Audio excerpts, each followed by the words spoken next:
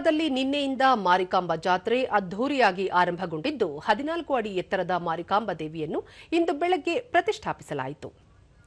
ವಿವಿಧ ಫಲ ಮತ್ತು ಪುಷ್ಪಗಳಿಂದ ದೇವಸ್ಥಾನ ಅಲಂಕಾರಗೊಳಿಸಲಾಗಿದ್ದು ನೋಡುಗರ ಗಮನ ಸೆಳೆಯುತ್ತಿದೆ. ಪ್ಲಾಸ್ಟಿಕ್ ಮುಕ್ತ ಜಾತ್ರೆಗೆ ಒತ್ತು ನೀಡಲಾಗಿದ್ದು ಪ್ರಸಾದ ವಿತರಣೆಗೆ 20,000ಕ್ಕೂ ಹೆಚ್ಚು ಜೈವಿಕ ಚೀಲಗಳನ್ನು ಬಳಕೆ ಮಾಡಲಾಗುತ್ತಿದೆ.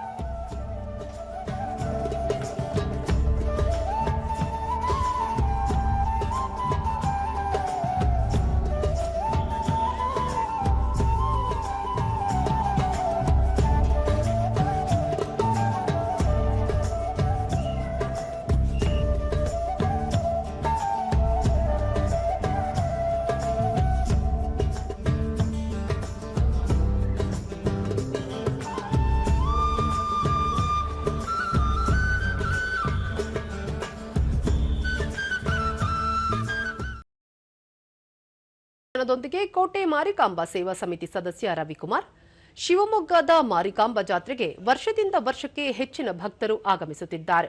ಈ ಬಾರಿ ಪ್ಲಾಸ್ಟಿಕ್ ಮುಕ್ತ ಜಾತ್ರೆಗೆ ಒತ್ತು ನೀಡಿದ್ದು ವ್ಯಾಪಾರಿಗಳು ಮತ್ತು ಸಾರ್ವಜನಿಕರಿಂದ ಉತ್ತಮ ಸ್ಪಂದನೆ ವ್ಯಕ್ತವಾಗುತ್ತಿದೆ ಎಂದರು. ಸಕಾರಾತ್ಮಕವಾಗಿ ಸ್ಪಂದಿಸ್ತಾ ಇದ್ದಾರೆ ವ್ಯಾಪಾರಿಗಳು. ಈ ಭಾಗದ ಎಲ್ಲ ನಗರ ಪ್ರದೇಶದಲ್ಲಿರ್ತಕ್ಕಂಥ ಎಲ್ಲ ಜನರು ಕೂಡ ಈ ಪ್ಲಾಸ್ಟಿಕ್ ಮುಕ್ತ ಅಭಿಯಾನಕ್ಕೆ ಜಾತ್ರೆಯಲ್ಲಿ ತುಂಬಾ ಸಹಕಾರ ಕೊಡ್ತಾ ಇದ್ದಾರೆ. ವಿಶೇಷವಾಗಿ ಕೋಟೆ ರಸ್ತೆಯಲ್ಲಿರ್ತಕ್ಕಂಥ ಮಾರಿ ಗದ್ದಿಗೆಗೆ ಕಳೆದ ವರ್ಷದಂತೆ ಈ ವರ್ಷವೂ ಕೂಡ ಅದ್ದೂರಿಯಾದಂತಹ ಫಲಪುಷ್ಪ ಅಲಂಕಾರವನ್ನ ಮಾಡಲಾಗಿದೆ.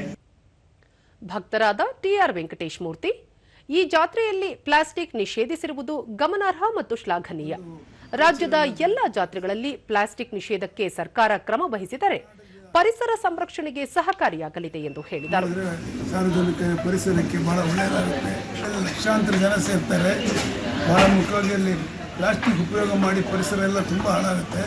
ಆದರೆ ಸಮಿತಿಯವರು ಬಹಳ ಮುಂಜಾಗ್ರತೆ ತಗೊಂಡು ಜಾತ್ರೆಯಲ್ಲಿ ಪ್ಲಾಸ್ಟಿಕ್ ಅನ್ನು ತ್ಯಜಿಸೋ ಹಾಗೆ ಬ್ಯಾಗ್ಗಳನ್ನು ಮಾಡಿಸಿದ್ದಾರೆ. ಮತ್ತೊಬ್ಬ ಭಕ್ತರಾದ ಲಲಿತಾಂಬಿಕೆ, ಜಾತ್ರೆಗೆ ರಾಜ್ಯ ಮತ್ತು ಹೊರ ರಾಜ್ಯಗಳಿಂದಲೂ ಭಕ್ತರು ಆಗಮಿಸುತ್ತಿದ್ದಾರೆ. ಮಾರಿಕಾಂಬಾ ದೇವಿಗೆ ಉಡಿ ತುಂಬುವ ಕಾರ್ಯಕ್ರಮದಲ್ಲಿ ಭಾಗವಹಿಸಿದ್ದು ಸಂತಸ ತಂದಿದೆ ಎಂದರು. ತುಂಬಾ ಸಂತೋಷ ಆಗ್ತಾ ಇದೆ. ಬಹಳ ಅದ್ಭುತವಾದ ತಯಾರಿಗಳನ್ನು ಮಾಡಿದ್ದಾರೆ. ದೇವಿ ನೋಡ್ತಾ ಇದ್ರೆ ಇನ್ನೂ ನೋಡ್ತಾನೆ ಇರಬೇಕು ಅಂತ ಅನ್ಸುತ್ತೆ. ಇಷ್ಟು ಚಂದದ ವಾತಾವರಣ ಇದೆ.